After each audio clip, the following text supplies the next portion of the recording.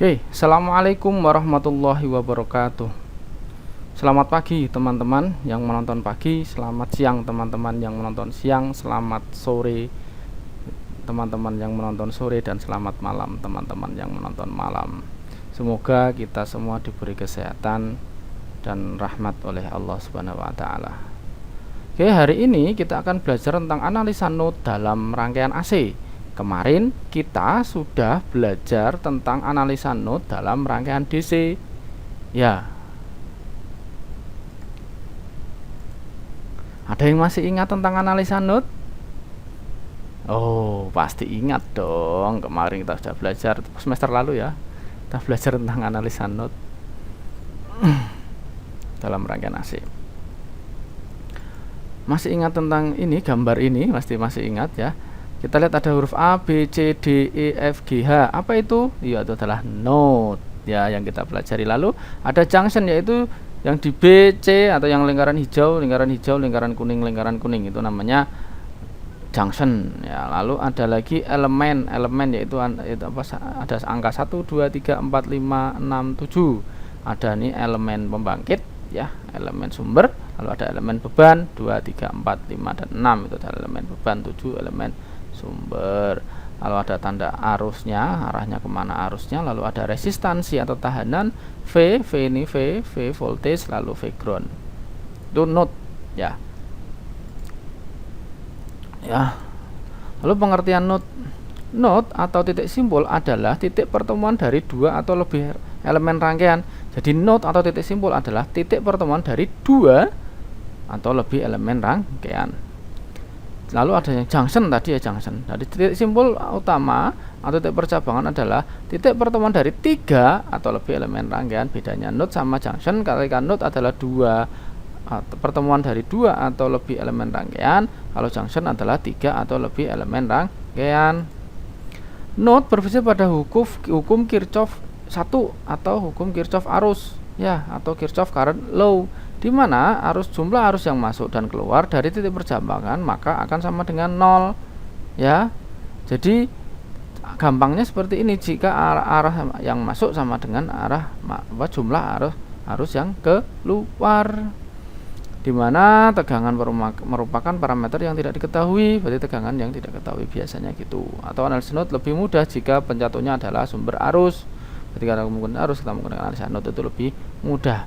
Analisa dapat diterapkan pada sumber searah atau DC. Tadi kemarin kita sudah mempraktekannya, kita sudah mengaplikasikannya. Lalu saat ini kita akan mengaplikasikannya pada sumber bolak-balik atau AC ya. Lalu hal-hal yang perlu diperhatikan dalam menggunakan analisa node, mungkin kalian sudah hafal, kita ulangi aja sebentar. Yang pertama adalah tentukan node referensi atau ground atau potensial 0, biasanya paling bawah ya. Lalu tentukan node voltage-nya, di mana titik node voltage yang kalian gunakan, yaitu tentukan antara node dan ground-nya. Lalu asumsikan tegangan node yang sedang diperhitungkan itu lebih tinggi, sehingga tegangannya pasti positif arahnya ya. Jika terdapat n node-nya banyak, maka jumlah node-nya kita kurangi 1 atau n-1. Nah, gampang sekali, kita contoh soal ini ya. Ada sebuah rangkaian dengan sumber tegangan 10 cos 3t volt dengan apa? Ini ada beban 10 ohm dan 1/30 farad ya. Di sini ada sumber arus sin 3t ampere. Yang dicari apa? Disuruh mencari adalah tegangan pada kapasitor. Yang pertama, dari soal ini kita ubah dulu parameternya menjadi fasor. Yang pertama, sumber tegangan kita ubah menjadi 10 sudut 90 derajat. Sumber arus kita ubah menjadi 1 sudut 0 derajat ya. Karena kita boleh sih kita ubah jadi sini yang 10 sudut 0 derajat, di sini 1 sudut 90 derajat boleh. Tapi kebanyakan sinnya yang kita ubah jadi 0 derajat, cosnya menjadi 90 derajat ya. Lalu di sini karena resistor 10, jadi tetap kalau di resistor di DC maupun AC nilainya tetap. Tapi kalau kapasitor di sini adalah 1/30 farad menjadi min J 10. Dari mana? Dari sini XC sama dengan 1 per omega C, ZC sama dengan 1 per J omega C. Sehingga ZC sama dengan 1 per J dikalikan 3 itu omega, berarti di sini cos 3T, sin 3T, berarti ini adalah apa namanya, omeganya 3, C nya berapa? 1 per 30, berarti 1 per 30 sama dengan 1 per J dikalikan 1 per 10. Sehingga ZC sama dengan 10 per J sama dengan min J10, karena dibalik ya, J ke atas kan jadi min. Di sini ketemu min J10 ya. Nah, kita lihat apa namanya tinjau notnya, not V1, maka V1 per J10 berarti V1 dibagi J10, min J10 ini, makanya ditambah V1 dikurangi 10 sudut 90 derajat. Nah, dari sini dibagi berapa? 10 apa? 10 ohm. Nah, karena ada arus, sumber arus, maka dikurangi 1 sudut 0 derajat. Sehingga agar lebih mudah, karena ini lebih sulit ya, kita kalikan 10 semua. V1 per min J ditambah V1 min 10 sudut 90 derajat sama dengan 10 sudut 0 derajat. Ya, dari sini kita ubah posisinya, hingga J V1 ditambah V1 kurangi sudut dikurangi 10 sudut 90 derajat sama dengan 10 sudut 0 derajat.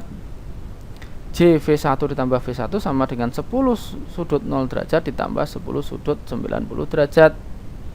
Ya, itu diubah posisinya dari kiri ke kanan, dari negatif jadi positif. Nah, karena kita ini adalah bilangan polar, bentuk polar ya, kita ubah menjadi bentuk rektangular. 10 sudut 90 derajat, yang ini dulu kita ubah ya, sama dengan R cos theta plus JR sin theta. 10 sudut 90 derajat sama dengan 10 cos 90 derajat ditambah J 10 sin 90 derajat. Sehingga 10 sudut 90 derajat sama dengan 10 kali cos 90 derajat sama dengan 0. Lalu J J 10 harusnya 10 sin 90 sama dengan 1, sehingga J 10 kalikan 1, sehingga ketemunya J10J. Nah, ini dia. Ini adalah 10 sudut 90 derajat sama dengan 10J. Lalu kita ubah lagi dari bentuk polarnya berapa? 10 sudut 0 derajat, yang ini ya. Kita ubah sama dengan R cos theta plus JR sin theta. Ya, 10 sudut 0 derajat sama dengan 10 cos 0 derajat ditambah J 10 sin 0 derajat. 10 sudut 0 derajat sama dengan 10 kali cos 0 derajat sama dengan 1 ditambah J 10 sudut sin 0 derajat dikalikan sin 0 derajat sama dengan 0, sehingga ketemu 10 sudut 0 derajat sama dengan 10. Dari persamaan ini ya, berarti J V1 ditambah V1 sama dengan 10 ditambah 10J. Nah, ini dia. 10 ini tambah 10J. Nah, kita keluarkan J plus 1 sama kalikan V, kan ketemu ini ya. Berarti J kali V1 ketemu J V1, 1 kali V1 ketemu V1. 10 kali J ketemu 10J, 10 kali 1 ketemu 10. Sehingga V1 ketemu 10 volt. Gitu ya. Nah, kalau disuruh mencari berarti V1 sama dengan 10 10 sin 3T gitu ya teman-teman ya. Oke.